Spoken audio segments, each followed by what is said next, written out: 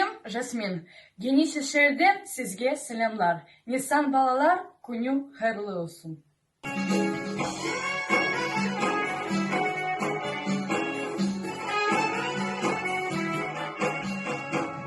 Yağma yağmur esmesin yeller, yolda yolcum var benim.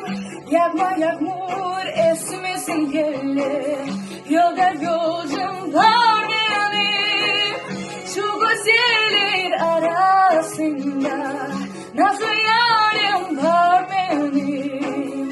Şu güzeller arasında nasıl yarim var benim.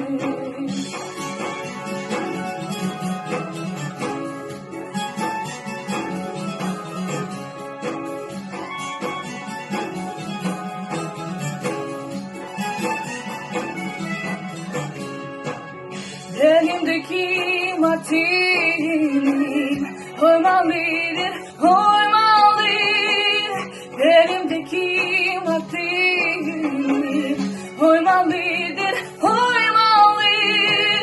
O din dünya güzeli ama nasıl sanat olmalı. O din dünya güzeli ama nasıl sanat olmalı. Aman aman yaramam, aman aman yaramam. O dünya güzeli aman nasıl sana doymalı. O dünya güzeli aman nasıl sana doymalı.